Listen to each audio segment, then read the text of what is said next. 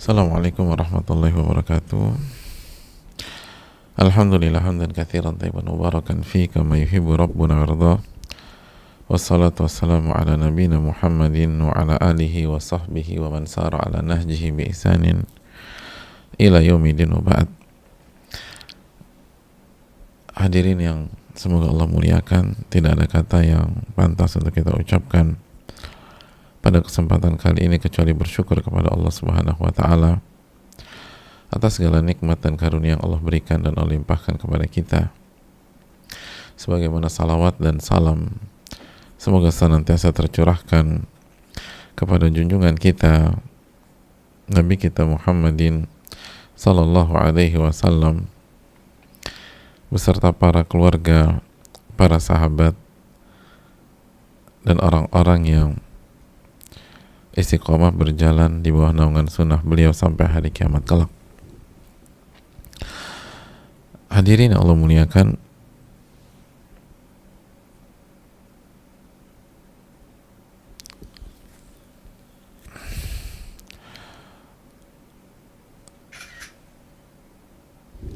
tidak ada kata yang layak untuk kita ucapkan pada kesempatan kali ini ketika kita diberikan kesempatan untuk belajar, ketika kita diberikan kesempatan untuk beribadah, meningkatkan iman dan takwa kita, kecuali kita bersyukur kepada Allah Subhanahu wa taala. Ya, kata syukur, kata puji, kata puja kita kepada Rabbul Alamin. Karena itulah magnet dari kebaikan. Dan lalainya kita dalam bersyukur itu hanya membuat kita terkena azab Allah Subhanahu wa taala. La in syakartum la azidannakum. Kalau kalian bersyukur, kami akan tambah nikmat tersebut. Wa la in kafartum inna azabi lasyadid. Dan jika kalian kufur, maka azabku sangat pedih. Azabku sangat pedih. Hadirin Allah muliakan, dan kita harus lebih lagi bersyukur ketika kita kembali dipertemukan oleh Riyadhus Shalihin, salah satu kitab terbaik. Dan ingat, semakin sering bertemu, semakin terasa biasa dan semakin sulit kita bersyukur. Maka ini tantangan bagi kita. Setiap hari kita bertemu dengan Riyadhus Shalihin. Apakah benar syukur kita setiap hari?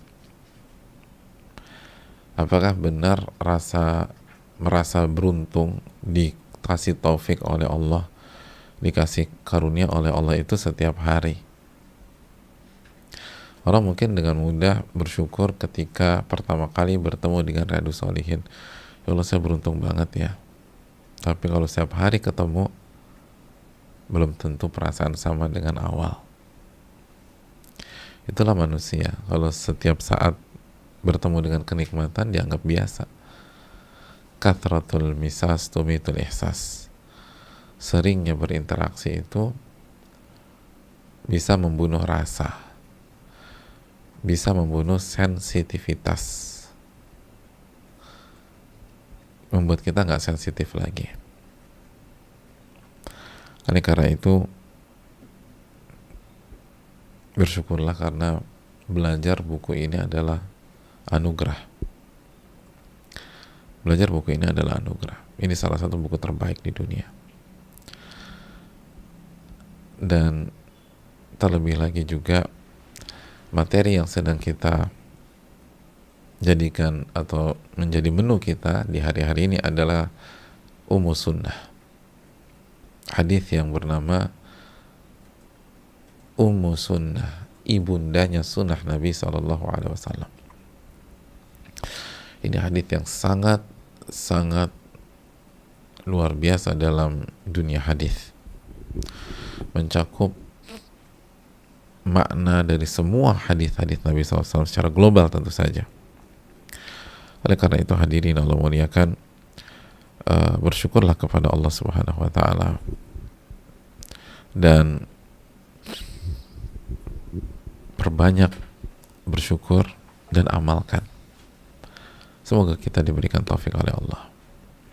Selanjutnya salawat beriring salam semoga senantiasa tercurahkan kepada Nabi kita Sayyidina Muhammadin Sallallahu Alaihi Wasallam beserta para keluarga, para sahabat dan orang-orang yang istiqomah berjalan di bawah naungan sunnah beliau sampai hari kiamat kelak.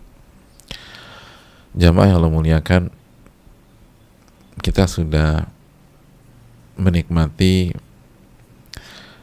hikmah tentang bagaimana berpenampilan ketika beribadah. Bagaimana berpenampilan ketika beribadah.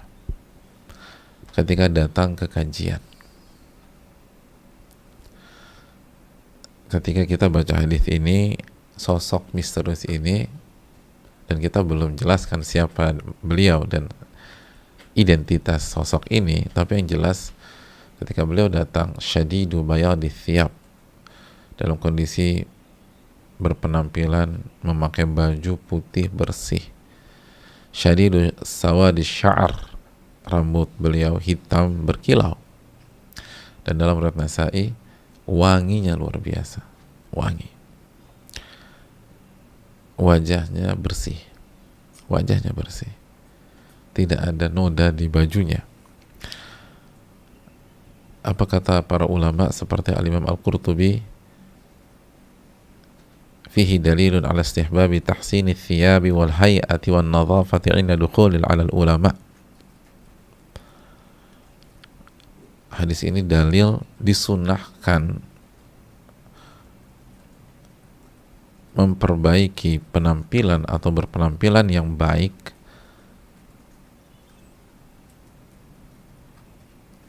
kebersihannya dijaga, bajunya dijaga, diperbaiki ketika masuk atau ketika bertemu dengan ulama. Ketika bertemu dengan ulama, ketika bertemu dengan orang-orang soleh, ketika beribadah kepada Allah. Itu kata para ulama. Selama ini kita tampil rapi, tampil bagus, tampil tampan, tampil cantik, seringkali hanya untuk makhluk dan manusia. Tapi begitu beribadah kepada Allah biasa aja. Lupa selama ini siapa yang kasih dia rizki, siapa yang memberikan dia uang sehingga dia bisa beli pakaian yang berkelas tersebut, tapi nggak pernah dia pakai untuk Allah, nggak pernah. Dia pakai hanya untuk makhluk, untuk manusia. Makanya kaidah para ulama, fallahu ahaqqu an yutazayyana lah, Allah lebih berhak mendapatkan penampilan baik kita, karena semuanya dari Allah Subhanahu wa taala.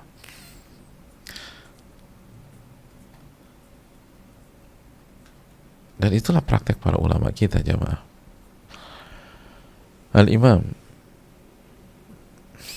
Abu Ismail Abdullah bin Muhammad, seorang imam besar, Al-Hafidh Abu Ismail Abdullah bin Muhammad, sebagaimana dijelaskan Imam Dhahabi, itu diriwayatkan, "Wakana idza hadara al-majlis", beliau itu kalau datang ke majelis ilmu, itu sedang ibadah, labisa thiyab al-fakhirah, beliau memakai baju yang berkelas, fakhirah, baju yang berkelas, yang luxury. Waraqibat dawab ats-tsamina, dan beliau naik tunggangan yang mahal. Jadi misalnya kuda-kuda yang bagus tuh dipakai tuh buat datang ke majelis ilmu atau datang ke masjid beribadah. Lalu beliau katakan, wa yaqulu innama af'alu hadza i'zazan lid-din wa raghman li'a'da'i. Sesungguhnya motif aku melakukan ini itu untuk memuliakan agama. Memuliakan agama, menjaga marwahnya agama, menjaga marwahnya ilmu. Ini Al-Imam Abdullah bin Muhammad Abu Ismail Al-Harawi.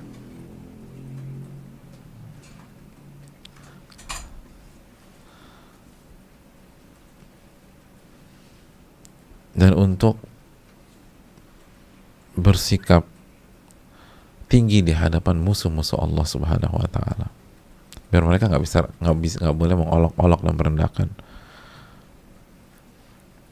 Show of force kalau bahasa kita sekarang ya. Tapi kepada siapa? Nggak pada setiap orang, kepada yang memusuhi.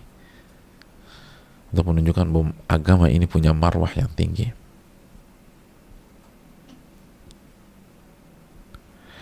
Hatta yanzuru ila izzi wa tajammuli, sehingga mereka bisa melihat mulianya saya dengan Islam dan bagaimana saya berpenampilan ketika saya menjadi muslim gitu ya. Jadi biar mereka melihat muslim tuh begini gitu loh. Muslim itu seperti ini. Rapi, bagus penampilannya.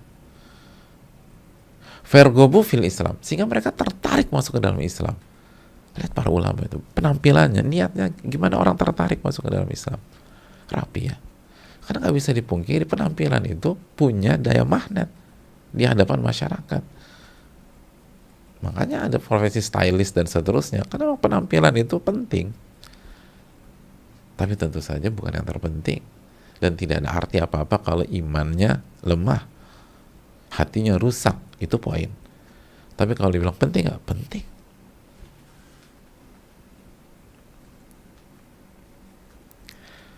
Dan menariknya, thumma idzan sarafa ila baitihi ada ila muraqqa'ah wal qu'ud. Dan kalau beliau pulang, itu penampilannya berubah lagi, biasa aja. Biasa aja. Lifestyle-nya berubah lagi. Sederhana. Dan memang itulah lifestyle asli beliau. Pola hidup beliau itu sederhana. Baik kalau untuk ibadah, untuk menjaga marwah agama, untuk menjaga kedudukan agama, baru pakai baju yang oke, pakai mobil yang bagus. Tapi kalau nggak diperlukan udah biasa aja, rapi udah biasa, sederhana, makan juga biasa aja, nggak ada pamer-pamer, ya pure untuk itu gitu loh. Itu para ulama kita. Ini pelajaran besar. Makanya ada di dalam hadis Ummu Sunnah. Ingat, semua hikmah, semua pelajaran dalam hadis ini penting-penting dan sangat penting semua. Karena ini induknya sunnah Nabi SAW. Jadi ketika opening hadis ini menyoroti tentang penampilan sosok yang misterius ini, berarti penampilan itu penting. Penampilan itu penting. Lalu setelah itu menyoroti tentang bagaimana sikap dia di majelis, bagaimana cara duduk, bagaimana menghargai, bagaimana bersikap. Berarti bersikap itu penting. Diam itu penting, cara duduk itu penting. Jangan pernah meremehkan itu. Dan itu praktek para ulama kita itu tadi. Penampilan penting. Kalau saya datang ke majelis, ke masjid, pakai baju yang berkelas, pakai kendaraan yang bagus. Tapi hanya untuk itu, untuk memuliakan ilmu, memuliakan agama. Setelah itu biasa lagi. Setelah itu biasa lagi. Dan nggak ada motif untuk membanggakan diri dengan baju yang bagus, enggak. Ini hanya untuk menjaga marwah agama dan agar mereka tertarik masuk ke dalam Islam, agar mereka tertarik mengikuti sunnah Nabi SAW. Itu yang menjadi PR bagi kita jemaah sekalian.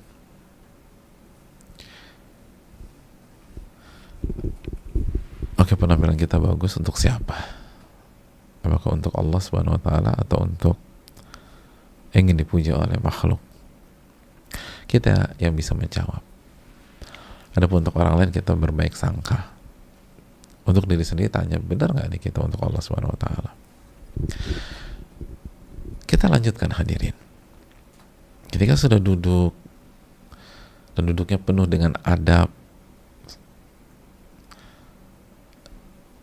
lutut disentuhkan ke lutut Nabi SAW, lalu kedua tangan diletakkan di atas paha bawah Nabi SAW, lalu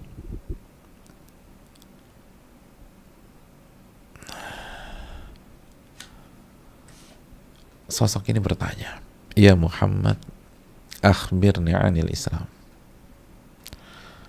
Wahai Muhammad,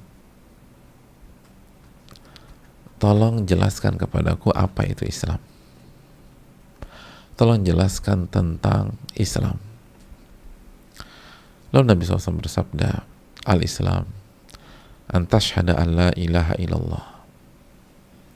Islam itu bersaksi, atau engkau bersaksi tidak ada zat yang berhak diibadahi, tidak ada ilah yang hak kecuali Allah Subhanahu wa ta'ala, wa anna Muhammadan Rasulullah, dan bersaksi bahwa Muhammad adalah Rasul Allah, wa tuqimas salah, engkau menegakkan salat, wa tu'tiyaz zakah, dan engkau membayar zakat, wa tasuma Ramadan, dan engkau berpuasa di bulan Ramadan, wa tahujjal baita in istata'ta ilaihi sabila, dan engkau berangkat haji ke Baitullah jika engkau mampu melakukannya. Nabi menjelaskan Islam dengan menyebutkan 5 rukunnya. 5 rukunnya: syahadatain, salat, zakat, puasa, dan haji. 5 rukun. Qala sadaqta. Lalu ternyata sosok ini merespon, benar engkau wahai Muhammad, benar. Itu jamaah, Umar sama sahabatnya bingung. Loh, ini orang udah tahu nih. Fa'ajibna lahu yas'aluhu wa yusaddiquh. Kita bingung sama orang ini. Dia yang bertanya, dia juga yang membenarkan. Kenapa Pak Umar dan para sahabat bingung? Ini pelajaran bagi kita. Karena mereka itu pada dasarnya bertanya karena tidak tahu dan untuk mencari kebenaran. Di zaman Umar itu orang bertanya tuh bukan ngetes, apalagi menyudutkan, mancing, test the water, cek ombak. Enggak. Orang tuh di zaman Umar, di zaman Nabi SAW, kalau bertanya itu karena dia nggak tahu dan dia ingin tahu untuk mengamalkan hal tersebut. Bukan cuma jadi wawasan aja, untuk mengamalkan. Jadi ketika ada orang bertanya lalu membenarkan jawabannya, pada bingung. Kayaknya udah tahu nih orang, gak sesuai dengan kebiasaan mereka.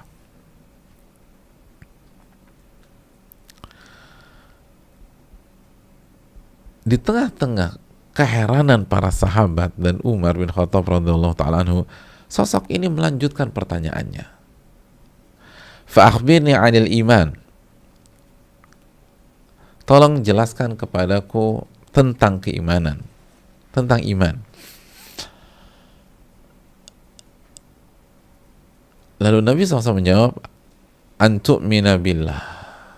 Iman itu engkau beriman kepada Allah, wa malaikatihi, dan kepada malaikat-malaikatnya, wa kutubihi, dan kepada kitab-kitab sucinya, wa rusulihi, dan beriman kepada nabi dan rasulnya, wal yaumil akhir, dan kau beriman kepada hari akhir, hari kiamat, wa tu'mina bil qadari khairihi wa syarrih, dan kau beriman kepada takdir yang baik maupun yang buruk.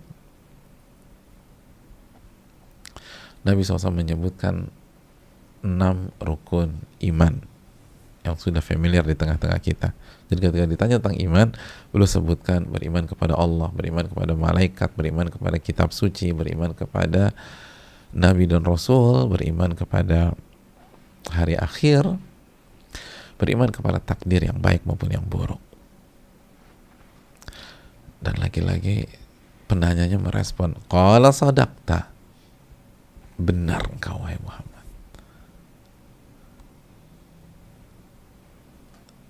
Dan sosok ini langsung melemparkan pertanyaan yang ketiga. Qala fa akhbirni 'anil ihsan. Tolong terangkan kepadaku tentang ihsan.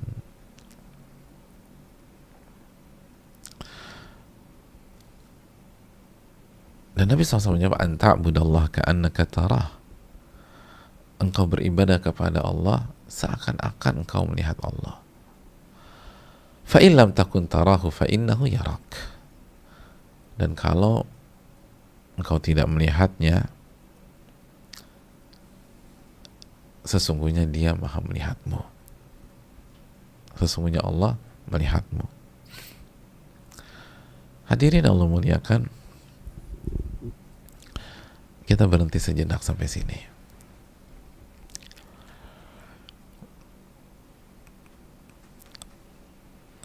Tiga pertanyaan. Pertama adalah tentang Islam, tentang iman, dan tentang ihsan. Tentang apa hadirin? Islam, iman, dan dan ihsan.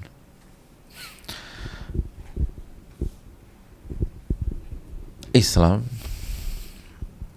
kita tahu Islam itu iman, beriman, dan sudah menjadi bahasa Indonesia. Lalu ihsan, ihsan itu diterjemahkan secara etimologi, secara bahasa artinya berbuat baik. Secara bahasa ya, standar ihsan, berbuat baik.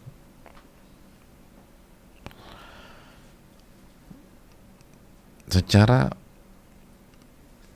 makna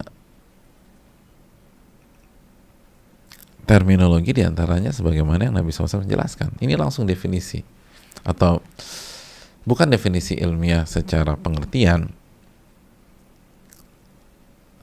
tapi Nabi menjelaskan makna Islam, iman, dan ihsan dari sisi kandungannya. Islam itu apa sih? Syahadatain. Lalu sholat, zakat, puasa, dan haji. Iman itu apa sih? Iman itu beriman kepada Allah, kepada malaikat, kepada kitab suci, kepada Rasul, kepada hari akhir, dan kepada takdir.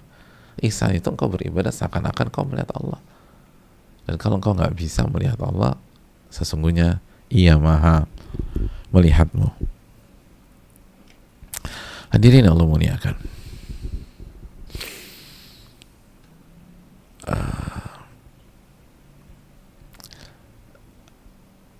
Islam, iman, dan ihsan.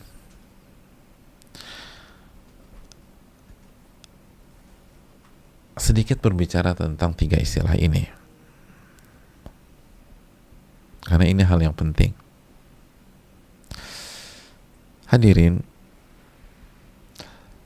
ada sebuah kaidah para ulama mengatakan bahwa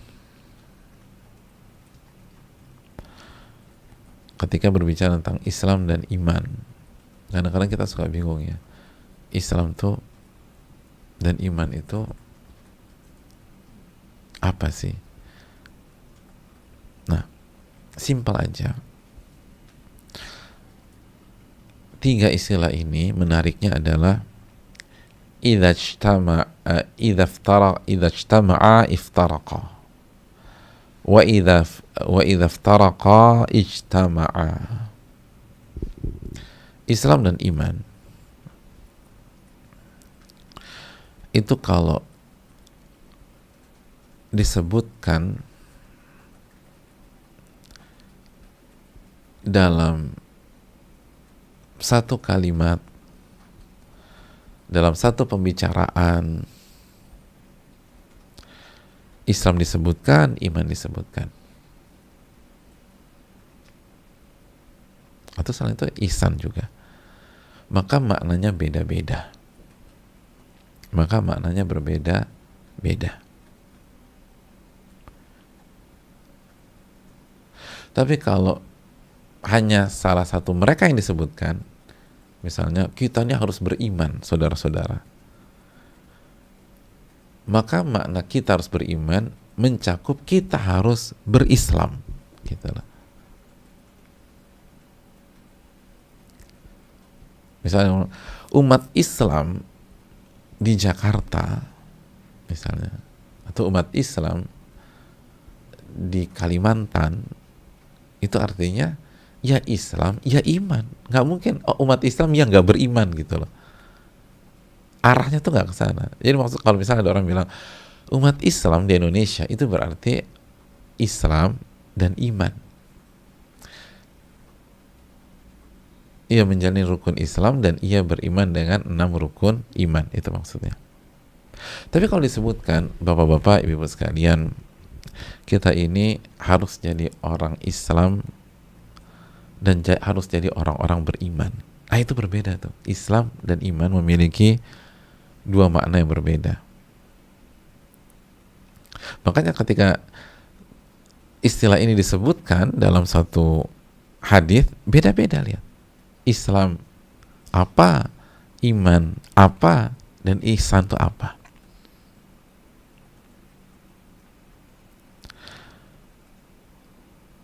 Jadi apa perbedaannya, Ustaz? Perbedaannya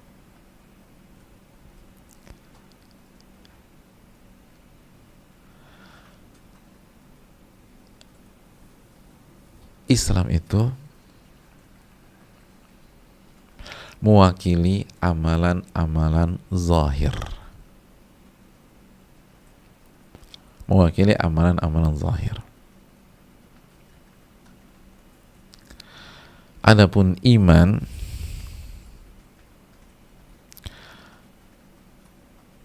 itu amalan-amalan batin.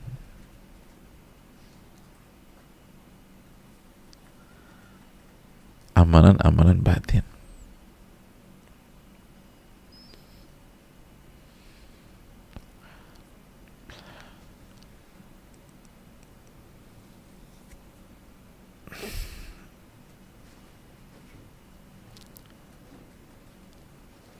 Dan ihsan adalah ketika seorang hamba berada di puncak level ibadah kepada Allah Subhanahu wa taala.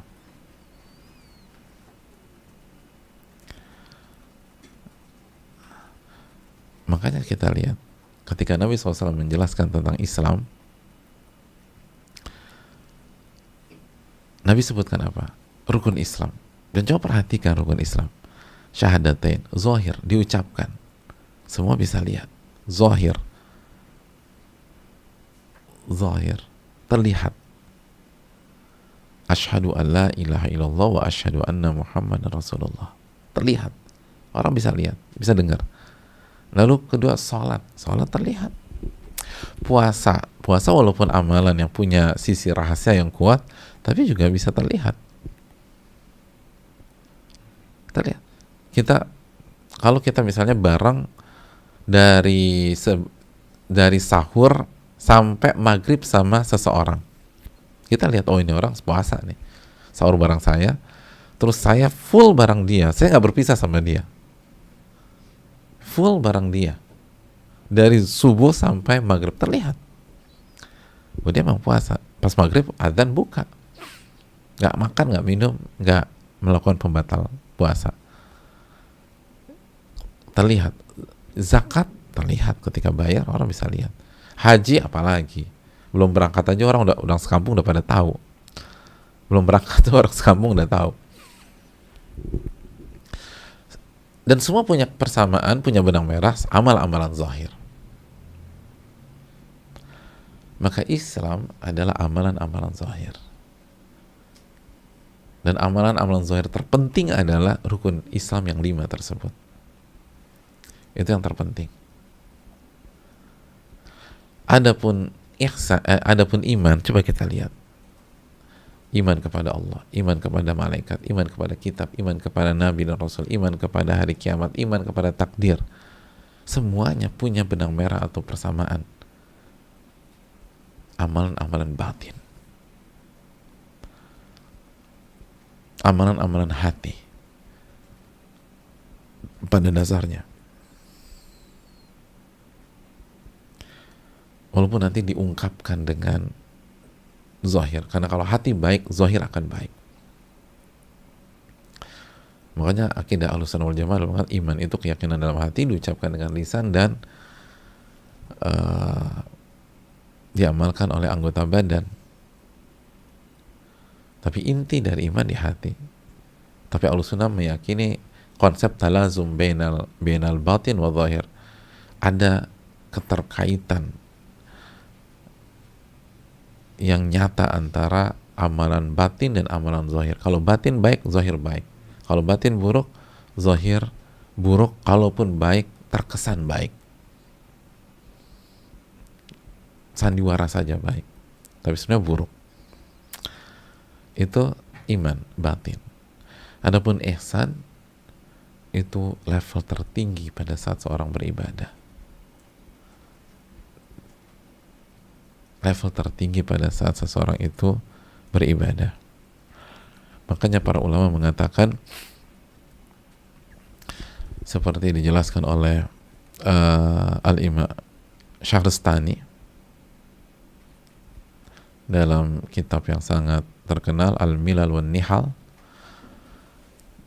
dinyatakan bahwa al-Islam mabda wal Islamu wasata wal ihsanu kamala. Level pertama itu dasarnya Islam, lalu level kedua iman, lalu level yang sempurna itu ihsan. Jadi level 1 itu Islam, pertengahan iman, paling puncak ihsan.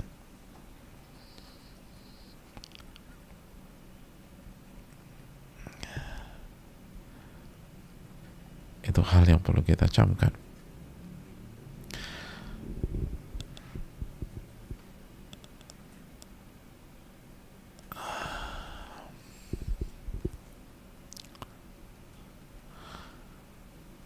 Level pertama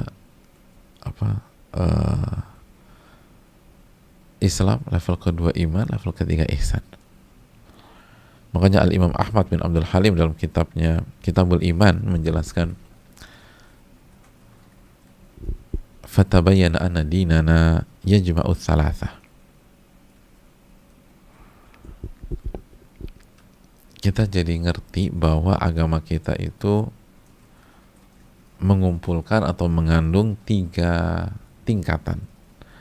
Lakin huwa darajatu tsalatz. Jadi 3 tingkatan. Nggak sama semuanya. Jadi agama kita mengandung 3 hal, 3 unsur, tapi unsur itu bertingkat-tingkat. Darajat tsalatz. 3 derajat atau 3 tingkatan. Yang pertama Muslim. Derajat paling bawah Muslim.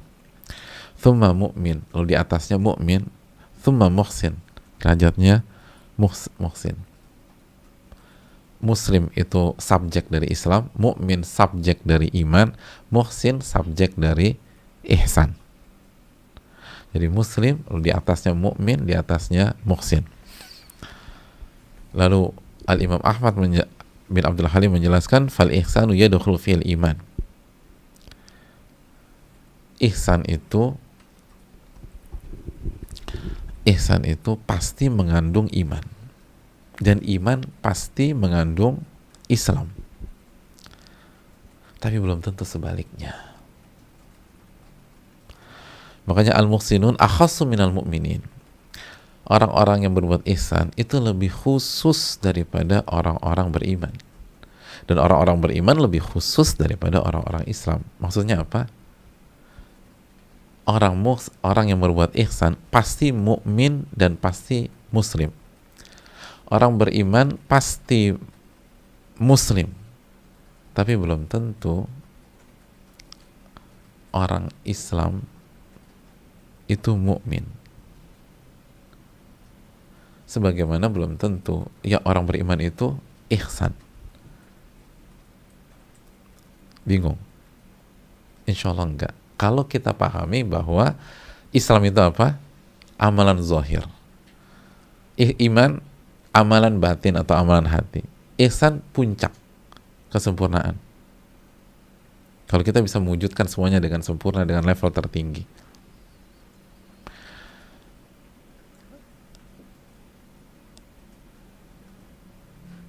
Jadi kalau kita pakai bahasa yang lebih ini, tidak semua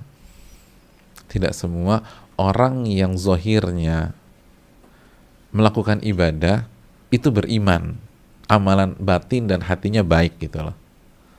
Dan tidak semua orang yang beriman itu kalau ibadah merasa melihat Allah Subhanahu wa taala.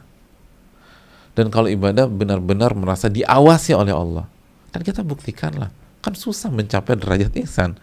Kita beriman tuh udah berapa tahun?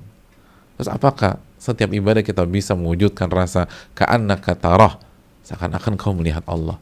Dan kalau engkau tidak melihat, fa innahu yarak, Allah melihatmu. Berarti kan nggak semua orang yang beriman itu bisa sampai derajat itu. Tapi kalau orang sudah sampai setiap ibadah seakan-akan dia melihat Allah, atau dia merasa yakin Allah melihat dia, maka pasti dia rajin mengerjakan amalan zahir dan amalan batinnya pasti bagus. Sebagaimana orang-orang yang imannya bagus atau amalan hati dan batinnya bagus, pasti amalan-amalan zahirnya bagus. Itu maksudnya. Muhsin pasti mukmin dan muslim, tapi tidak sebaliknya. Mukmin pasti muslim, tapi muslim belum tentu mukmin, apalagi muhsin.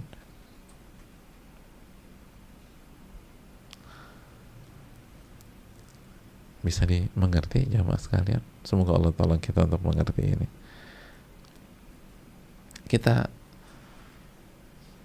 Tapi perlu kita ingat sekali lagi, ini apabila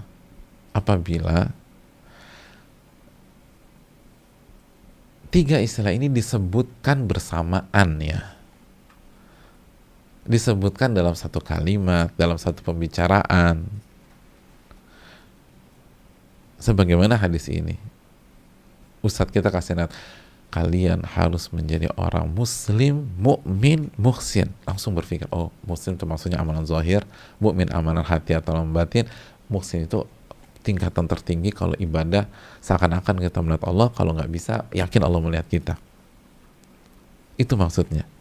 Tapi kalau sekali lagi, kalau hanya salah satu dari kata-kata ini yang disebutkan, maka satu kata itu mewakili semuanya. Mewakili semuanya.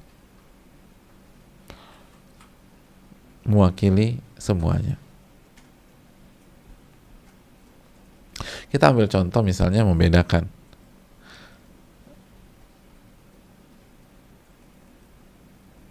surat Al-Hujurat. Ketika ada sebagian Arab Badui,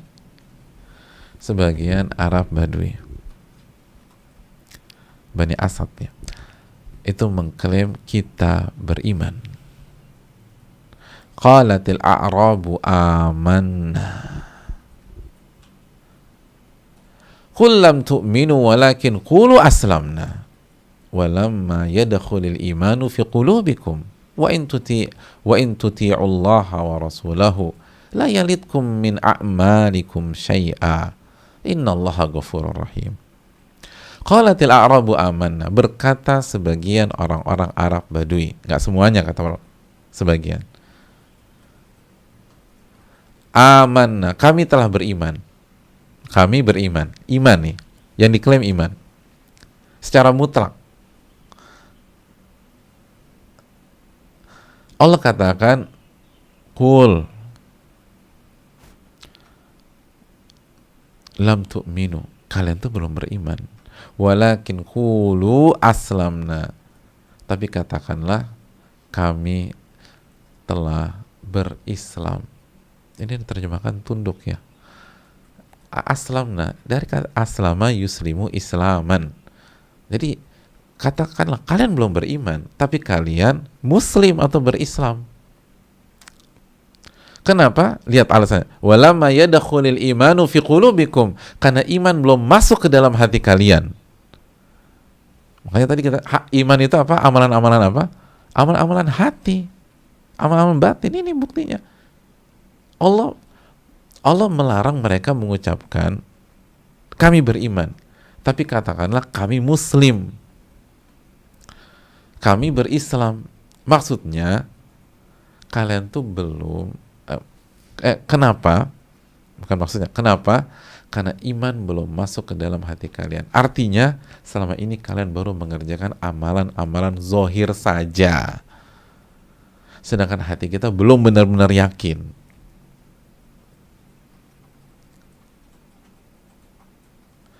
Sebagian ulama baru lisan saja, tapi hati kalian belum benar-benar beriman. Buktinya amalan-amalan lain masih bermasalah.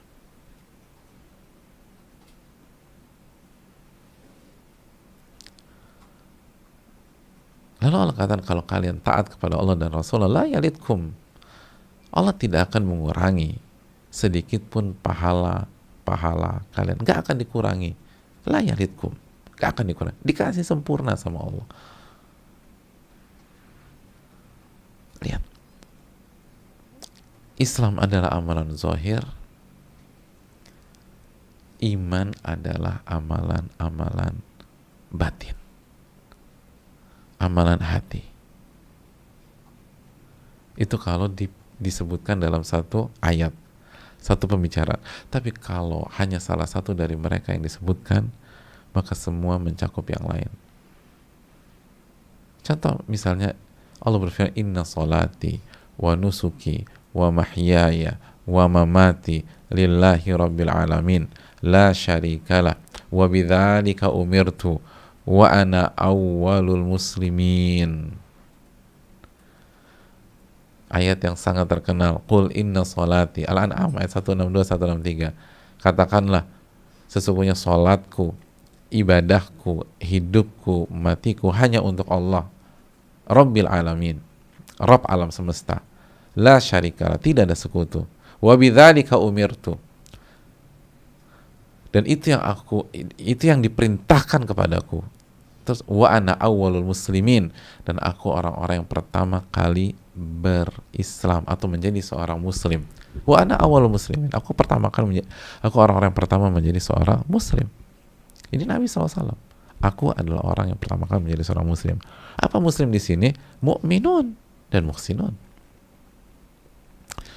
Karena tidak ada yang meragukan imannya Nabi. Dan Nabi itu SAW kalau ibadah seakan-akan melihat Allah dan yakin dilihat oleh Allah Subhanahu wa taala. Jadi ketika muslim disebutkan sendirian, nggak ada iman dan nggak ada ihsan, mencakup semuanya.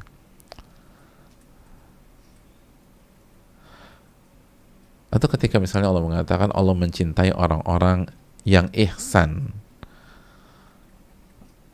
Allah mencintai orang-orang yang ihsan, yuhibbul muhsinin. Allah itu mencintai orang-orang yang ihsan.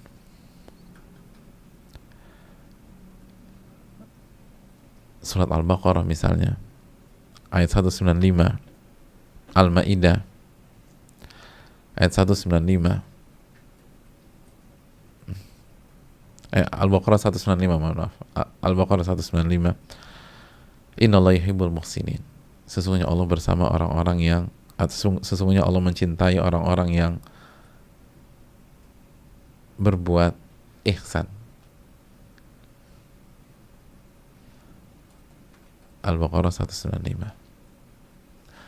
Sesungguhnya Allah mencintai orang-orang yang berbuat ihsan, muhsinin. Lihat, muhsinin. Mungkinkah Allah menyukai orang-orang yang berbuat ihsan tapi nggak beriman? Kan nggak mungkin. Mungkinkah Allah Subhanahu wa taala mencintai orang yang berbuat ihsan tapi dia nggak berislam? Dia bukan orang Islam? Nggak mungkin. Maka muhsin di sini mencakup iman dan ihsan.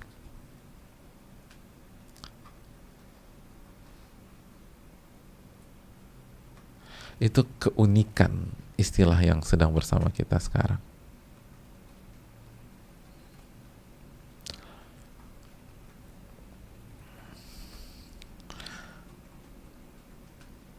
Jelas ini jemaah sekalian.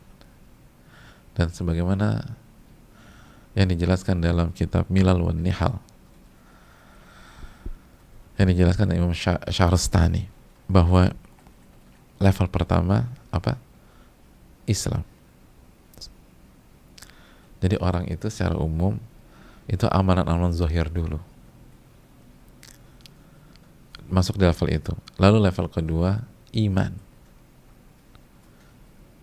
Lalu level ketiga ihsan. Dan itu terlihat. Coba kita evaluasi diri kita, bahwa saat kita pertama kali hijrah, atau sekarang kita dalam fase pertama kali hijrah, apa yang pertama kali kita lakukan? Amalan-amalan zahir. Amalan-amalan zahir dulu. Karena amalan zahir paling gampang jika dibandingkan iman dan ihsan.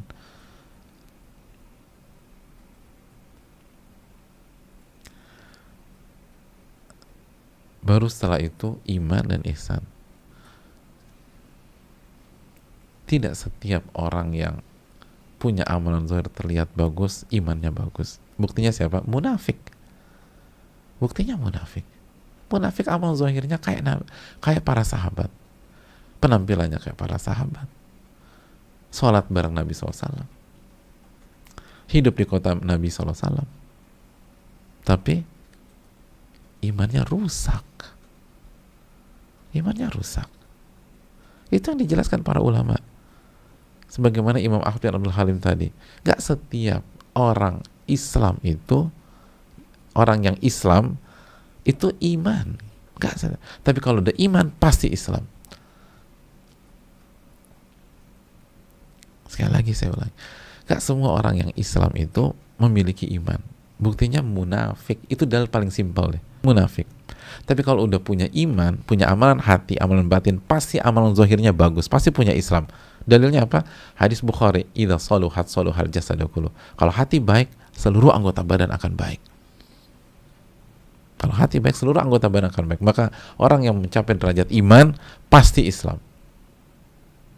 Tapi belum tentu sebaliknya. Belum tentu sebaliknya.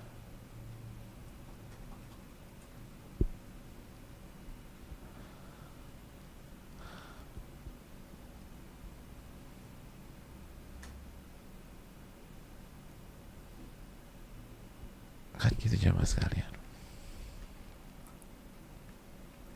Orang yang amal zahirnya kayaknya bagus, Masya Allah, tapi belum tentu. Belum tentu. Belum tentu. Belum tentu orang yang terlihat sholat itu beriman. Belum.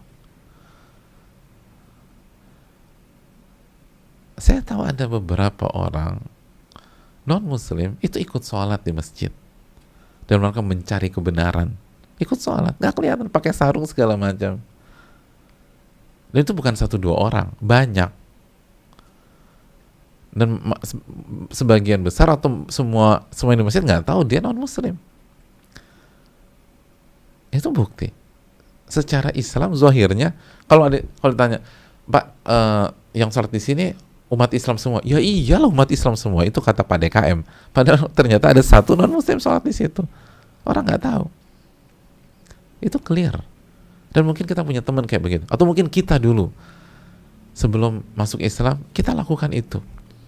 Ada banyak orang belum masuk Islam baca Quran. Baca Quran. Pakai celana panjang baca Quran. Di bulan Ramadan. Sampingnya muslim, sebelah kanannya muslim, sebelah kirinya muslim. Orang kalau ngeliatnya, oh ini Islam. Nggak mungkin ada orang bilang, oh ini multi agama. Enggak. Semua orang ngelihatnya, itu umat Islam tuh.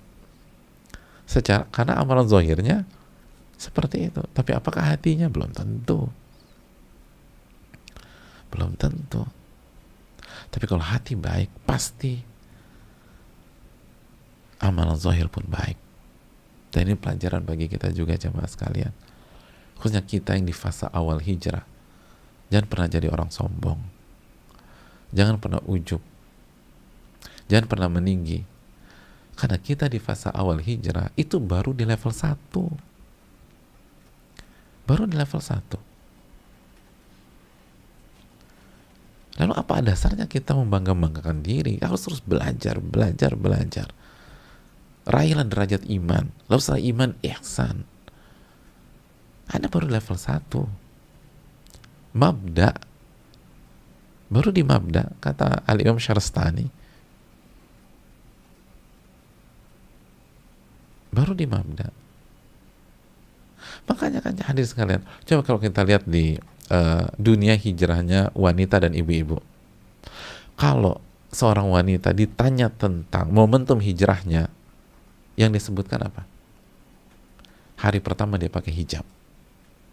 Itu iman apa Islam? Islam. Itu real. Islam. Itu yang dikatakan para ulama. Islam itu level 1. Lalu naik lagi iman. Lalu naik lagi.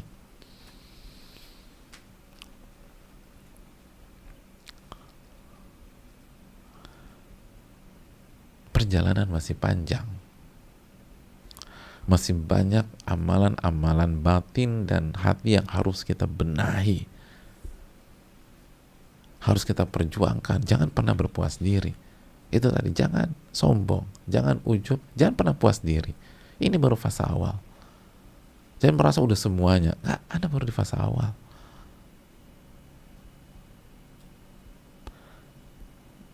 Baru di fase awal.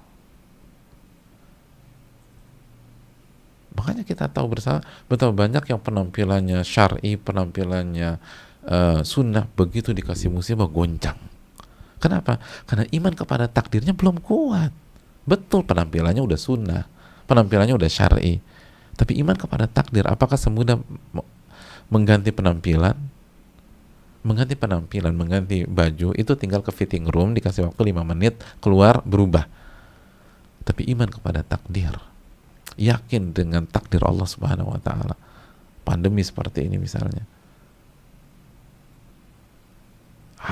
harta kita habis-habisan, bisnis kita berantakan. Sebagian yang penampilannya sudah syar'i atau penampilannya sudah usaha, goncang hadirin. Ada yang terlempar, ada yang futur. Ada yang berpikir menghalalkan segala cara, ada yang berpikir mengerjakan hal yang haram. Itu kenapa? Itu karena iman kepada Allah, bahwa Allah Ar-Razzaqnya masih kurang. Iman kepada Al-Quran, ketika Allah berfirman dalam Al-Quranul Karim, wa asa an takrahu syai'an wa huwa khairul lakum, bisa jadi yang kalian nggak suka itu yang terbaik bagi kalian, kan masih kurang berarti. Masih kurang. Masih kurang.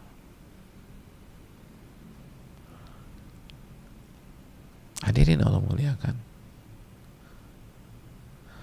Keyakinan tentang iman kepada Al-Quran, bahwa wa fis sama'i rizqukum wa ma tu'adun, dan di atas langitlah rizki kalian dan yang dijanjikan untuk kalian. Itu kan masih kurang. Makanya ketika kita di PHK, ketika kita ditinggal oleh customer kita down. Karena kita pikir rizki kita di perusahaan kita. Kita pikir rizki kita di konsumen kita, maka daya beli konsumen minim, daya beli konsumen jatuh, kita pun ikut jatuh.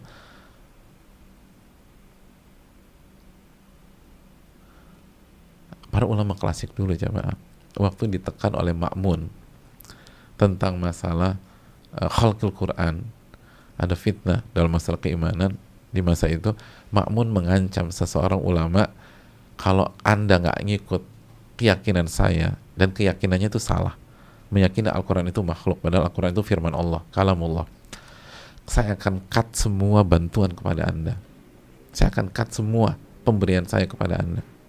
Apa jawaban ulama tersebut? Simpel aja, cuma satu kalimat, wa fis sama'i rizqukum wa ma tu'adun, dan di atas langitlah rizki kalian dan apa yang dijanjikan kepada kalian. Udah, diam itu, pergi dia, dan benar-benar di-cut, gak ada masalah, dan hanya mengucap satu kalimat aja, firman Allah Subhanahu wa ta'ala. Itu keyakinan, itu iman. Jadi Anda mau Berhenti ngasih ada masalah. Oh, rezeki saya bukan di Anda kok. Rezeki saya di atas langit. Allah yang kasih rezeki saya. Oleh karena itu, pelajaran dari ini semua jamaah, teruslah belajar, teruslah berubah, teruslah menapak naik. Jangan hanya puas dengan amalan-amalan zahir. Walaupun itu bagus-bagus. Tidak ada yang berani meremehkan amalan zahir. Tidak berani meremehkan hal-hal yang merupakan penampilan seorang muslim. Karena itu adalah Islam. Meremehkan itu sama saja meremehkan agama kita sendiri. Tapi cepat puas di sana. Jangan sampai kita seperti sebagian orang Arab Badui yang Allah sebutkan tadi dalam surat Al-Hujurat ayat 14. Ketika qalatil Arabu amanna, berkata sebagian Arab Badui kami beriman, Allah yang langsung klarifikasi. Kullam tu'minu, bilang sama mereka, mereka belum beriman. Oh, itu kan sebuah teguran besar kalau kita berada di posisi itu. Kita mengatakan kita beriman nih sama Allah, padahal belum. Baru penampilan aja beriman. Baru pergaulannya aja yang Islam. Baru kalimat-kalimatnya aja. Kalau dulu lo gua, sekarang ane antum. Hanya kalimat-kalimatnya aja yang berubah. Kalau dulu bilangnya takjubnya misalnya gokil lah, sekarang masya Allah subhanallah. Tapi amal-amalannya belum. Kekhusyuan ketika sholat belum. Keikhlasan belum. Kelapangan hati belum. Terus belajar buat kita semua, terus berubah, dan jangan pernah berpuas diri, apalagi sombong, apalagi ujub dengan amalan-amalan zahir kita, apalagi meremehkan orang hanya sebatas apa yang kita lihat dari mereka. Bisa jadi mereka punya amalan hati yang lebih tinggi daripada kita, walaupun secara zahir kita yang menang. Secara zahir mungkin kita yang menang, tapi amalan batinnya. Bukankah Uwais Al-Qarni menjadi tabi'in terbaik karena amalan hatinya, jamaah? Amalan hati. Uwais Al-Qarni. Ini yang perlu kita camkan. Islam, iman, ihsan. Pesannya adalah ketika kita masih di fase awal belajar, kemungkinan besar kita baru Islam. Kita harus naikkan ke iman, lalu naikkan ke ihsan. Jangan berpuas diri, apalagi menyombongkan, ujub diri, meremehkan orang, dan seterusnya. Puas diri sehingga kita tidak maju-maju, kita tidak naik-naik. Dan terbukti pembicaraan kita hanya amalan zahir saja, walaupun amalan zahir itu penting. Tapi bukankah orang munafik juga memiliki amalan zahir? Bukankah sebagian orang Badui ini ditegur sama Allah Subhanahu wa taala punya amalan zahir? Atau sebagian amalan zahir?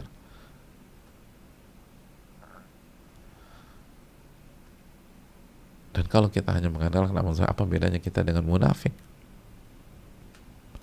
Apa bedanya kita dengan munafik yang terlihat secara kasat mata muslim tapi ternyata tidak? Maka tanamkan amal iman kita, tauhid kita, jamaah,